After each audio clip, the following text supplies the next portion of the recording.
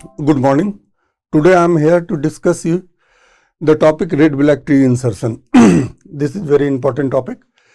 Red black tree is a data structure, and in this data structure each node having either red color or black color.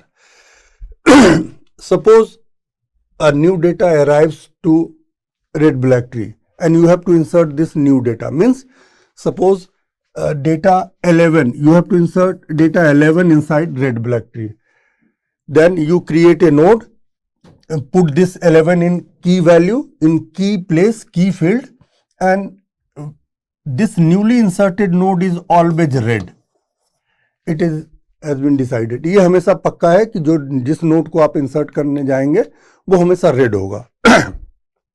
Now the situation is, if some tree already exists and you inserted this node here, this newly inserted node is red, always red.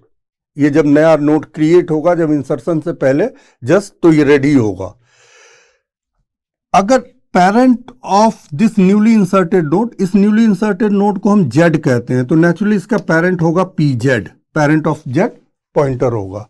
अगर parent of Z black हो then it is fine and okay.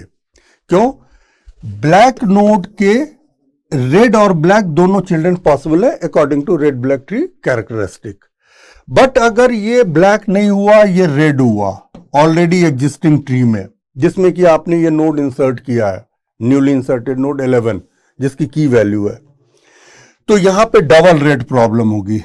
Red आपने insert किया, already इसका parent था वो red था, तो ये डबल रेड प्रॉब्लम है. डबल रेड प्रॉब्लम क्यों है? क्योंकि रेड नोड के रेड चिल्ड्रन हो नहीं सकते according to the characteristic of red black tree.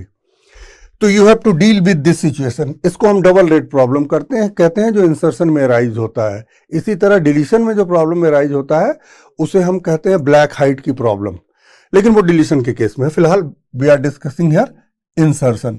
तो इंसर्शन में इस डबल रेड प्रॉब्लम को डील करने के लिए रेड ब्लैक ट्री के इंसर्शन एल्गोरिदम में लास्ट लाइन में एक सब प्रोसीजर हम कॉल करते हैं, और उस सब प्रोसीजर को हम कहते हैं fix it up.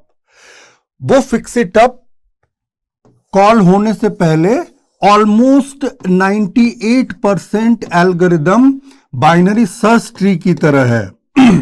Binary search tree में जैसे हम किसी की को इंसर्ट करना चाहते हैं नोड बना के, तो हम रूट नोड से स्टार्ट करते हैं, की वैल्यू को कंपेयर करते हैं. अगर वो लेफ्ट है तो हम लेफ्ट सब ट्री को फॉलो करते हैं, राइट है तो राइट सब ट्री को फॉलो करते हैं, और तब तक फॉलो करते हैं जब तक हम नल पॉइंटर तक ना पहुंच जाएं. हम लीफ पे पहुंचते हैं, नल पॉइंटर पे पहुंचते हैं, तब हम उसको इंसर्ट करते हैं. ये बाइनरी सर्च ट्री का इंसर्शन प्रोसीजर है. ये exactly 99%, I am quoting 99% because on algorithm implementation there are slight 2 or 3 different things. वो पॉइंटर असाइनमेंट थोड़े से अलग करते हैं, लेकिन I am not going here to discuss pointer assignment. मैं आज आपको वो शॉर्टकट तरीका बताने वाला हूं इंसर्शन का, जिससे कि एग्जाम में with in very little time frame आप इस इंसर्शन के प्रॉब्लम को सॉल्व करें. अगर एल्गोरिदम के सारे लाइन याद ना भी हों तो भी ये प्रॉब्लम आप बना के आएंगे इंसर्शन के. किसी और लेक्चर में सारे एल्गोरिदम को डिस्कस करूंगा, तब बताऊंगा कि बाइनरी सर्च ट्री के इंसर्शन एल्गोरिदम में और रेड ब्लैक ट्री के इंसर्शन पार्ट में, जब तक कि fix it up double red problem को टेक केयर करने वाला ऑक्सिलरी एल्गोरिदम कॉल नहीं होता है, इन दोनों में क्या माइन्यूट सा डिफरेंस है? वो पॉइंटर असाइनमेंट का डिफरेंस है, बाकी कुछ नहीं. तो इस बीएसटी वाले प्रोसीजर की तरह जब हम इंसर्ट कर लेते हैं इस नोड को, और न्यूली इंसर्टेड नोड हमेशा रेड होगा, उसके बाद हम जो ऑक्सिलरी एल्गोरिदम कॉल करते हैं उसे हम कहते हैं फिक्स इट अप. ये डबल रेड प्रॉब्लम को फिक्स करता है, ये सारे केस को कंसीडर करता है. अब इन केसेस का जो एसेंस है जिसे आपको याद रखना है, ये मैं यहां पे बताऊंगा विदाउट मेमोराइजिंग और remembering the algorithm, line by line, statement by statement. The essence is taken as the shortcut key. For this, I will frame a question. जो एग्जाम में आपका क्वेश्चन आएगा वो कुछ इस तरह आएगा. Insert following keys means data values insert following keys in an empty red black tree. Means red black tree is empty. Empty red black tree means root pointer है लेकिन वो नील को पॉइंट कर रहा है, उसके पास कोई नोड नहीं है। और कीज क्या है? सपोज कीज है 11 आपको इंसर्ट करना है, 55 आपको इंसर्ट करना है, 16 आपको इंसर्ट करना है, 77 इंसर्ट करना है, 88 इंसर्ट करना है, 35 इंसर्ट करना है, 22 इंसर्ट करना है, 29 इंसर्ट करना है, 35 इंसर्ट करना, 35 इज टेकन एज 32 इंसर्ट करना। सपोज फॉर एग्जांपल यही डेटा वैल्यू हम लेते हैं, ये मैंने कोट कर दिया है। अब एक एक करके आप प्रोसेस समझेंगे कि कैसे ये डेटा वैल्यू इंसर्ट होगा और कैसे रेड ब्लैक ट्री ग्रो होगा स्टार्टिंग फ्रॉम एम्प्टी। एम्प्टी कहने का मतलब है only we have a pointer, this pointer is taken as root T where t is the tree name and this pointer is pointing to null। अभी इसके पास कोई node नहीं है। इस केस में हम ये कह सकते हैं कि ये ट्री एम्प्टी है और you also start with this. अब हमारे पास सबसे पहला नोड आता है, वो नोड जिसकी की वैल्यू 11 है। तो I am just changing my pen colour. ये आता है 11 और न्यूली इंसर्टेड नोड हमेशा ही, जो नोड इंसर्ट होने को आएगा वो हमेशा ही रेड होगा, कोई कंफ्यूजन नहीं।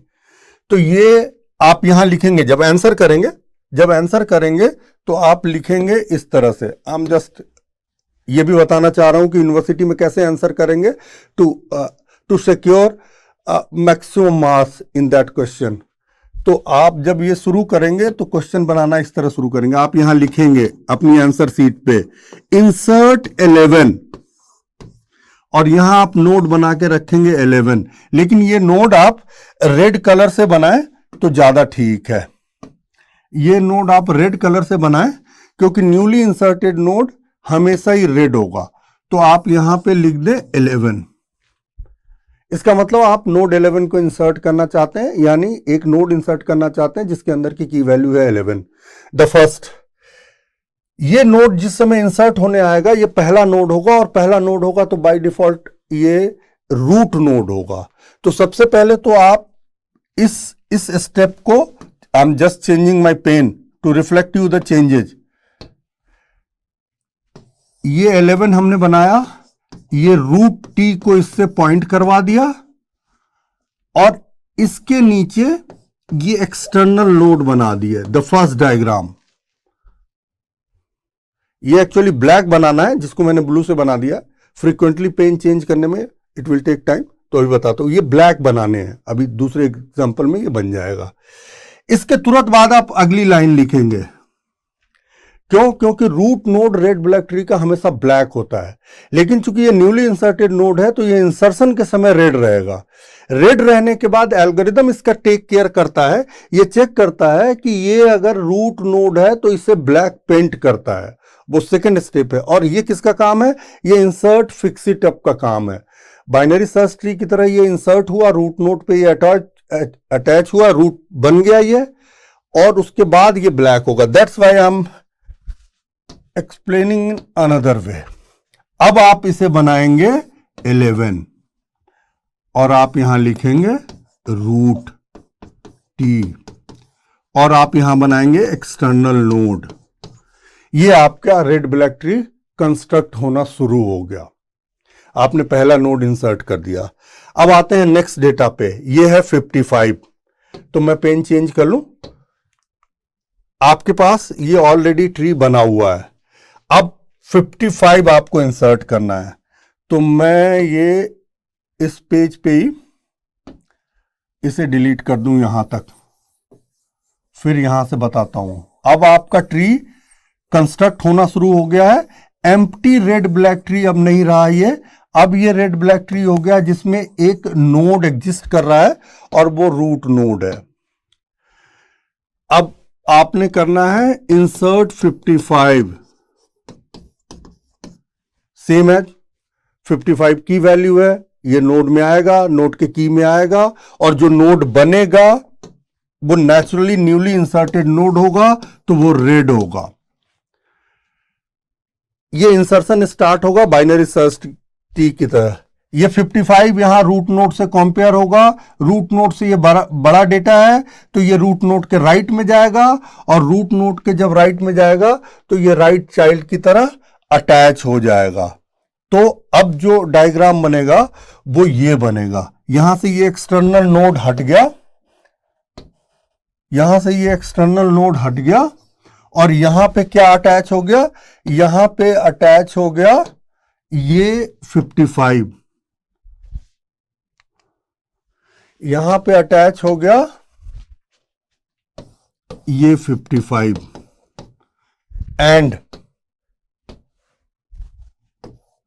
External node, rectangular node. अब ये न्यूली इंसर्टेड नोड 55 है, इसका पेरेंट 11 है, कोई डबल रेड प्रॉब्लम नहीं है। इंसर्ट फिक्स अप आएगा, चेक करके चला जाएगा, कुछ भी नहीं करना, आपको भी कुछ भी नहीं करना, ये याद रखना है बस।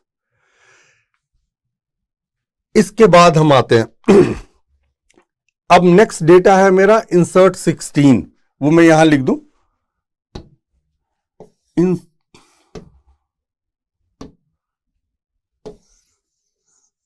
The next data is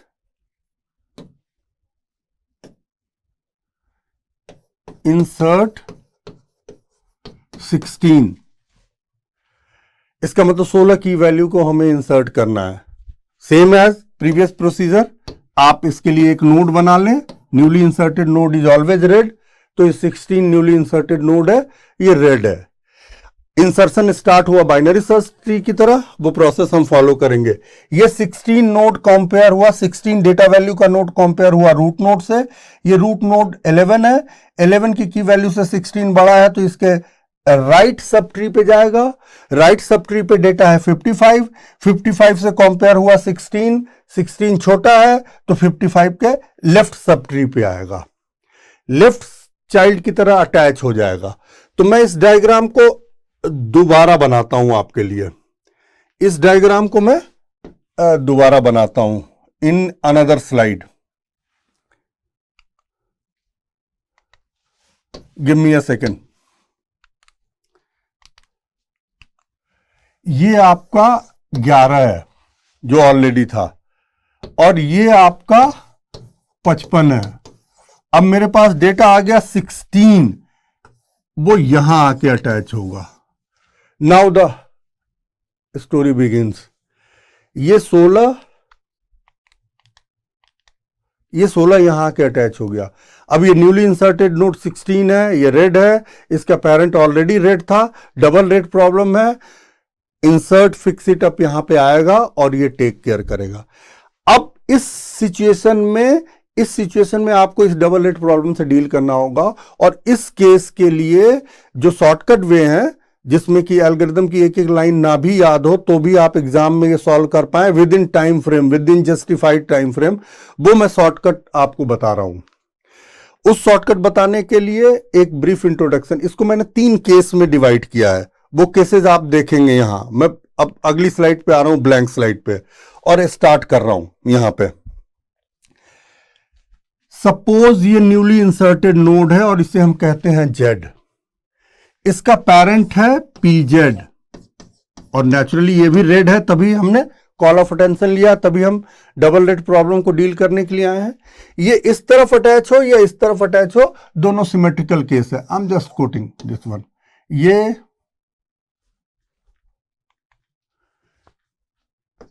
ये न्यूली इंसर्टेड नोड है और ये पीजेड है।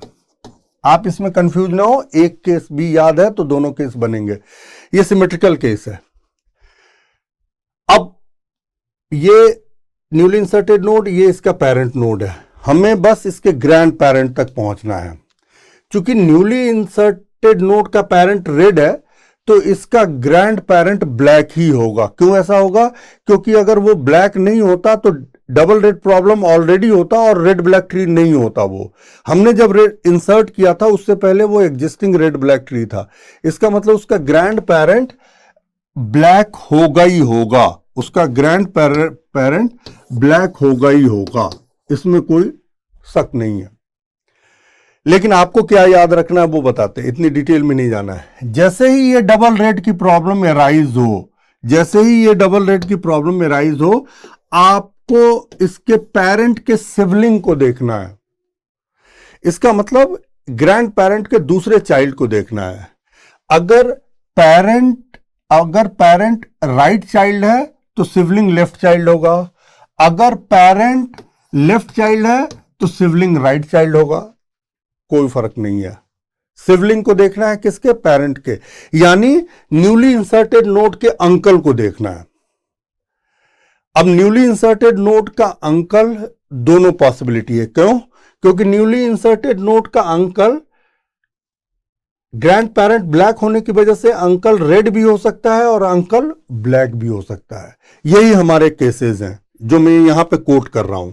हम किसका देख रहे हैं? हम अंकल का कलर देख रहे हैं, और अंकल का कलर अगर रेड है तो ये हो गया केस 1, फिर और कुछ हमें नहीं देखना। अगर अंकल का कलर रेड है तो ये हो गया केस 1, और कुछ नहीं देखना। और अंकल का कलर ब्लैक है, ये ब्लैक दो तरीके से आपको मिलेंगे। अगर रेक्टेंगुलर नोड अटैच है, रेक्टेंगुलर नोड मीन्स वहां पे कोई चाइल्ड नहीं है, तो रेक्टेंगुलर नोड अटैच है, नील नोड जिसे कहते हैं, वो भी ब्लैक कलर होता है। या तो वो मिलेगा तो अंकल ब्लैक है, या फिर कोई ब्लैक नोड ही हो। In both the cases we will treat the uncles colour is black. इसमें रेक्टेंगुलर नोड है, ये ब्लैक है, बाय डिफॉल्ट ब्लैक है। रेक्टेंगुलर नोड सारे नील पॉइंटर होते हैं, वो ब्लैक होते हैं।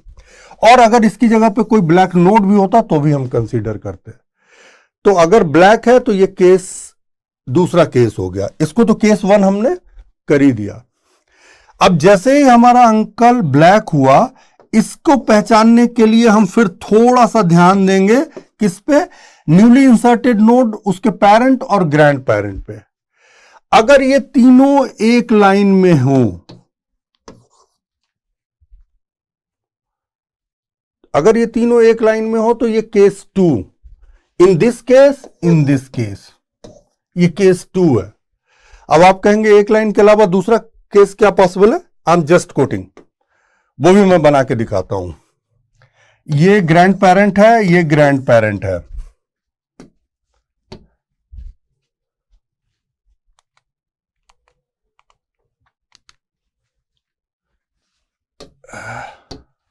ये ग्रैंड पेरेंट है और ये ग्रैंड पेरेंट है। अब इसके चिल्ड्रन बनाता हूं मैं। ये ऑलरेडी एग्जिस्टिंग था, ये ऑलरेडी एग्जिस्टिंग था। सपोज डेटा वैल्यू इस तरह आया कि ये न्यूली इंसर्टेड नोड यहां अटैच हुआ। ये जेड, ये पीजेड, ये जेड, ये पीजेड और ये पीपीजेड। पीपीजेड मीन्स ग्रैंडफादर, ग्रैंड पेरेंट। अब यहां पे आप देखेंगे, यहां ग्रैंड पेरेंट, यहां grand parent, grand parent, parent और न्यूली इंसर्टेड नोड एंगल बना रहे हैं, एंगुलर कॉम्बिनेशन में अटैच्ड है। यहां भी ग्रैंड पेरेंट, पेरेंट और न्यूली इंसर्टेड नोड एंगुलर वे में अटैच्ड है, but in this case not. इस केस में ये स्ट्रेट लाइन में अटैच है। जहां भी एंगुलर वे में अटैच्ड हो उसको हम केस 3 कहेंगे। ये दोनों ही केस 3 हैं, सिमेट्रिकल केस है बट केस 3 है, और ये दोनों ही केस 2 हैं।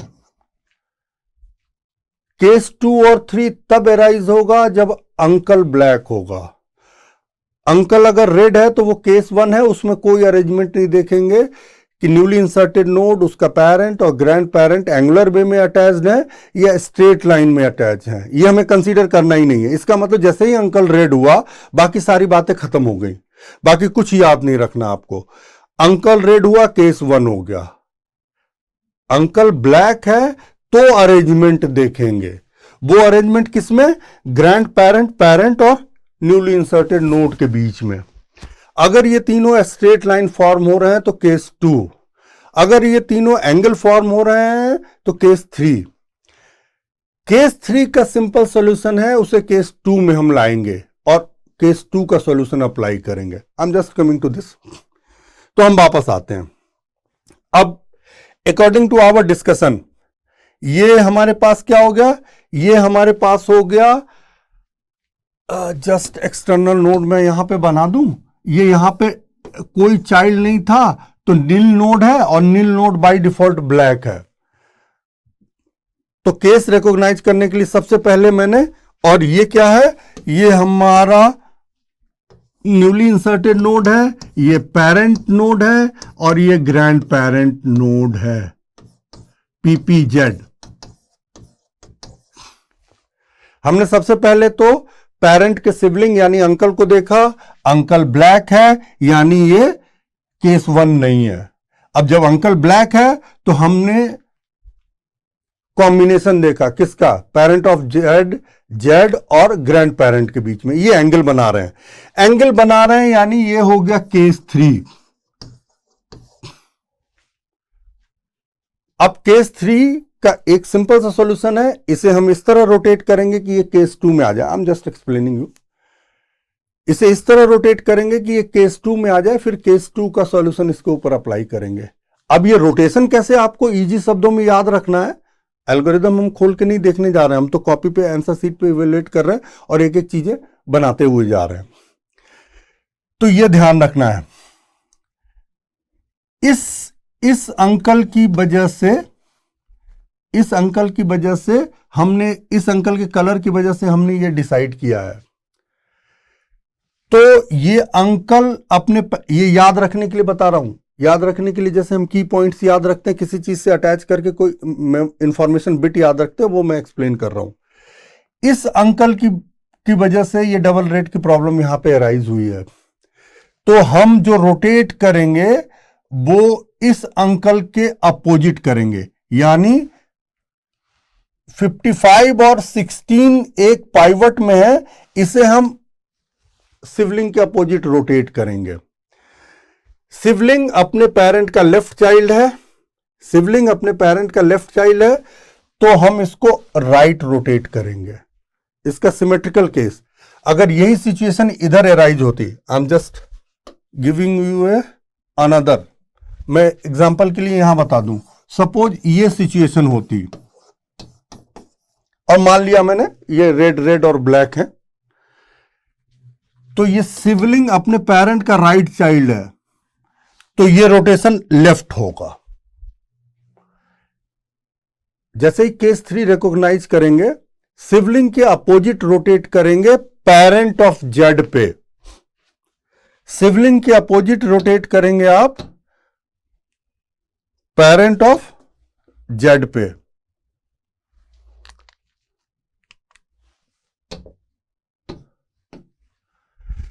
तो यहां पे आते हैं, ये केस 3 का के सिमेट्रिकल केस डिस्कस कर रहे थे हम।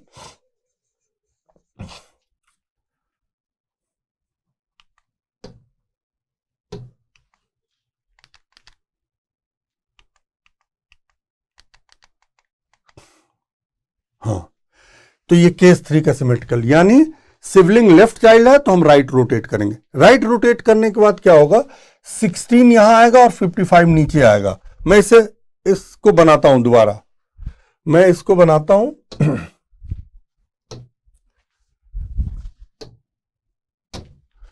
यहां पे हो गया 11, फिर हो गया 16 और फिर हो गया 55। हमने सिर्फ रोटेशन किया है, कोई कलर चेंज और ये सारी चीजें नहीं की है मैंने, और सिबलिंग यहीं का यहीं है। अब अगर एल्गोरिदम में जाते हैं तो ये जेड और पीजेड पोजीशन चेंज कर लेंगे, अभी उस पार्ट को मैं डिस्कस नहीं कर रहा। अभी तो आपको विदाउट मेमोराइजिंग द एल्गोरिदम इसको बनाने का तरीका बता रहा हूं। अब ये आप देखेंगे ये केस 2 में आ गया। केस 2 की प्रॉपर्टी यही बताई थी मैंने, सिबलिंग ब्लैक है तो हमने देखा ये तीनों एक लाइन में होगा, ये तीनों एक लाइन में है, यानी केस 2 हो गया। केस 2 का सॉल्यूशन इस पे लगाएंगे। तो केस 2 के सॉल्यूशन लगाने से पहले मैं जरा यहां स्पेस इसे डिलीट कर दूं। केस 2 का सॉल्यूशन हम लगाएंगे। तो जब भी केस 3 हमें मिलेगा, हम एक्चुअली केस 3 से केस 2 में जाएंगे, केस 3 से केस 2 में जाएंगे और केस 2 का ही सॉल्यूशन उस पे लगाएंगे। तो अब हम आ गए केस 3 में और केस 3 का सॉल्यूशन इस पे लगाते हैं।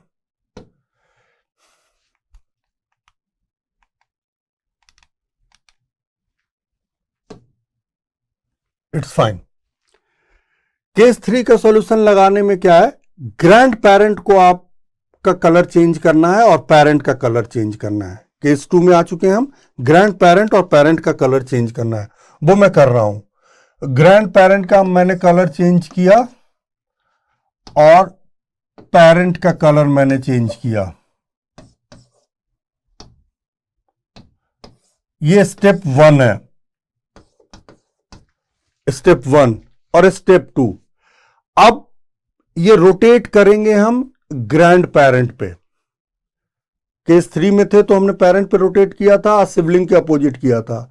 अब सिबलिंग के डायरेक्शन में करेंगे, केस 2 में आएंगे तो I am just repeating my statement. Case 3 में थे तो सिबलिंग के अपोजिट रोटेट किया था और पेरेंट पे रोटेट किया था, उससे हम केस 2 में आ गए। केस 2 में स्टेप 1 क्या है, ग्रैंड पेरेंट का कलर चेंज कर देना है और पेरेंट का कलर चेंज कर देना है। ग्रैंड पेरेंट ब्लैक है, रेड कर देना है, पेरेंट रेड है, उसे ब्लैक कर देना है। और अब जो रोटेशन करना है स्टेप 2 में, वो ग्रैंड पेरेंट पे करना है और सिबलिंग जो ब्लैक था उसके डायरेक्शन में करना है। यानी इसे हम यूं रोटेट करेंगे। सिबलिंग यहां पे है, सिबलिंग ये है ब्लैक, तो सिबलिंग लेफ्ट चाइल्ड है तो सिबलिंग तो रोटेशन भी लेफ्ट करेंगे और पेरेंट ऑफ जेड पे करेंगे, पेरेंट ऑफ जेड पे करेंगे। अगर ऐसा करेंगे तो सिचुएशन क्या होगी वो मैं आपको बताता हूं। ऐसा करेंगे तो सिचुएशन ये होगी, 16 यहां आएगा, 11 यहां आएगा और 55 यहां होगा, क्योंकि हमने 16 को पकड़ के और 11 पेरेंट ऑफ जेड पे रोटेट कर दिया। 16 will take the position of 11, 11 will be the left child and 55 will the right child, rotation की वजह से। Now the after inserting 16, the final red black tree constructed is this one। आप अपने memory add के लिए external node जहां जहां नील pointer है वहां अटैच करके रख भी सकते हैं। तो हमने एल्गोरिथम की भी कोई लाइन नहीं पढ़ी है और हमने 3 डेटा वैल्यू इंसर्ट कर लिए हैं, 16, 11, 55 सीक्वेंस में। अब हम आते हैं नेक्स्ट डेटा वैल्यू के लिए। 16 के बाद है हमारा 77। तो बाकी आसपास के ट्री को मैं डिलीट कर देता हूं और to get rid of confusion, और फिर मैं आता हूं ये जो अभी अभी हमने कंस्ट्रक्ट किया है इस ट्री में नेक्स्ट डेटा वैल्यू को इंसर्ट करता हूं। और हमने अभी 2 केस देखे, फॉर्चुनेटली हमारी डेटा वैल्यू ऐसी थी कि हमने 2 केस देख लिया। केस 2 और केस 3 एक में ही देखा हमने, केस 2 और केस 3 एक में ही देखा।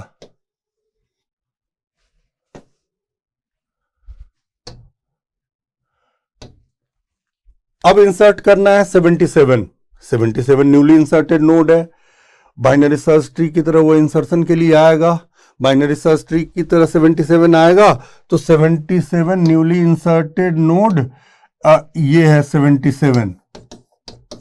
ये कंपेयर हुआ 16 से, 77 वैल्यू ज्यादा है, ये 55 पे आया, 55 से कंपेयर हुआ, ये ज्यादा है, तो 55 के राइट में अटैच हो जाएगा। 55 के राइट में अटैच होने का मतलब क्या हो गया, ये 55 के राइट में अटैच होने का मतलब है कि ये 77 यहां अटैच हो गया।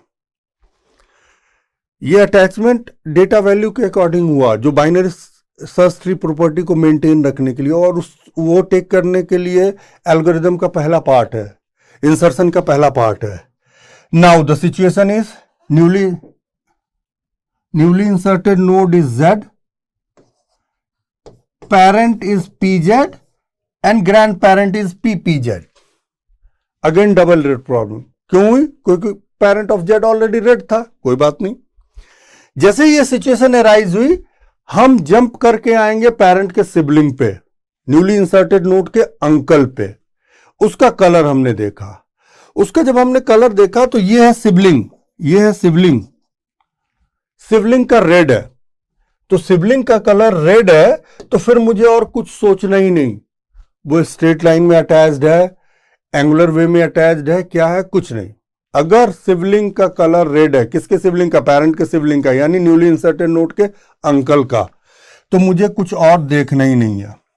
फिर मैंने केस 1 ये हो गया, ये डिसाइड कर लिया है, और केस 1 का सॉल्यूशन अप्लाई करना है. ये मैंने डिसाइड कर लिया है कि ये केस 1 हो गया है, और केस 1 का सॉल्यूशन अप्लाई करना है. केस 1 का भी सॉल्यूशन बड़ा सिंपल है.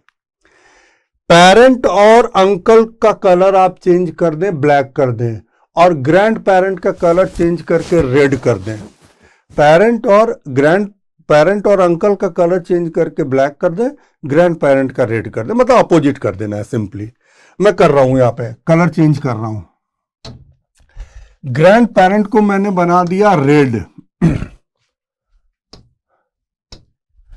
उसके बाद मैंने अंकल को किया ब्लैक, पेरेंट को किया ब्लैक, और newly inserted node as it is रहेगा. Newly inserted node as it is 77 यहां पे रहेगा. मैं पिछले डायग्राम को जरा सा डिलीट कर दूं. Give me a second.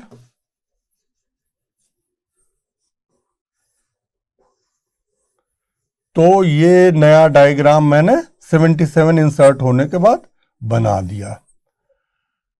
Case 1 deal करने के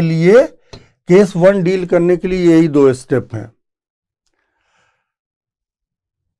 पेरेंट और अंकल का कलर चेंज करके ब्लैक करना है, और ग्रैंड पेरेंट को रेड करना है. बट यहां इस केस में, अभी फिलहाल सिचुएशन में, जैसे ही ग्रैंड पेरेंट रेड हुआ, फॉर्चुनेटली इस केस में ग्रैंड पेरेंट ट्री का रूट नोड भी है, तो फिक्स इट अप क्या करेगा? केस 2 की रिमेडी करके चला जाएगा. केस 2 के लिए दवा देके चला जाएगा. कौन सी दवा है? 2 स्टेप में दवा है. अंकल और पेरेंट को ब्लैक करना, ग्रैंड पेरेंट को रेड करना. और इसके बाद फिक्स इट अप ये चेक करेगा कि जो ग्रैंड पेरेंट को हमने रेड किया है, क्या वो रूट नोड है या नहीं. अगर रूट नोड नहीं है तो कुछ भी नहीं, कोई टेंशन नहीं. लेकिन अगर रूट नोड है तो according to by red black tree property, root node must black, root node black होना चाहिए. तो ये केस 2 की रिमेडी नहीं है, ये फिक्स इट अपने अलग से देखा है. केस 1 की रिमेडी तो केस 1 की रिमेडी तो उतनी ही है कि अंकल और पेरेंट को ब्लैक करना है, ग्रैंड पेरेंट को रेड करना है. ये केस 1 की रिमेडी है, केस 1 का ट्रीटमेंट है. लेकिन इसकी वजह से अगर रूट नोड रेड हो जाता है तो उसे ब्लैक करना है, वो केस 1 से अलग है. हर बारी रूट नोड को ब्लैक नहीं कर देना है कि केस 1 का ये साथ अटैच है, नहीं. केस 1 ने अपना काम कर दिया और वो अलग आ गया. अब केस 1 की वजह से रूट नोड रेड हो गया तो उसे हमें ब्लैक करना पड़ेगा. वो लास्ट लाइन है. यानी इसके बाद जो फाइनल आउटकम बनेगा, फाइनल ट्री जो बनेगा, वो कुछ इस तरह बनेगा. 16, 11, 55 और 77. और आपने देखा रूट नोड के ब्लैक होते ही black height of the tree 1 से बढ़ गई, ब्लैक डेप्थ भी कह सकते हैं हम, 1 से बढ़ गई. पहले 1 था रेड ब्लैक ट्री का, लेकिन अब ये डायग्राम आ गया. तो इंटरमीडिएट डायग्राम मैं हटा दूं.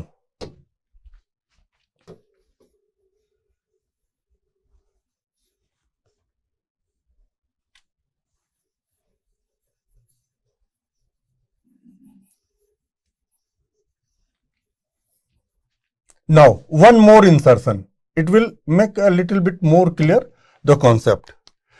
77 के बाद 88 है, बस एक नोड और इंसर्ट करूंगा, 88 भी आएगा, 88 न्यूली इंसर्टेड नोड है तो वो रेड होगा। 88 बाइनरी सर्च ट्री की तरह पहले कंपेयर होगा, 16 से 88 कंपेयर हुआ, बड़ा है 55 पे आया, 55 से 88 बड़ा है, इसके राइट में आया, इससे 77 से कंपेयर हुआ, 77 से बड़ा है, इसके राइट में आ गया। इसके राइट में आने का मतलब हो गया ये यहां अटैच हो गया।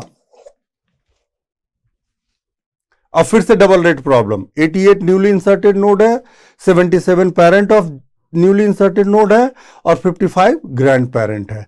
लेकिन इसमें केस कैसे देखेंगे, जैसे ही डबल रेड प्रॉब्लम हुई हम पेरेंट के सिबलिंग के पास पहुंचे, यानी ग्रैंड पेरेंट के दूसरे चाइल्ड के पास पहुंचे। ग्रैंड पेरेंट का दूसरा चाइल्ड दिख तो नहीं रहा है, कोई बात नहीं, रेड ब्लैक ट्री में अगर ना भी दिख रहा हो तो यहां पे नील कोई चाइल्ड नहीं है तो एक्सटर्नल पॉइंटर अटैच्ड है। और एक्सटर्नल पॉइंटर जो रेक्टेंगुलर नोड होते हैं, एक्सटर्नल नोड होते हैं, वो हमेशा ब्लैक होते हैं, यानी अंकल ब्लैक है। अब अंकल ब्लैक होते ही मैंने कॉम्बिनेशन देखा, ग्रैंड पेरेंट, पेरेंट और न्यूली इंसर्टेड नोड तीनों एक लाइन में है, यानी केस 2 है।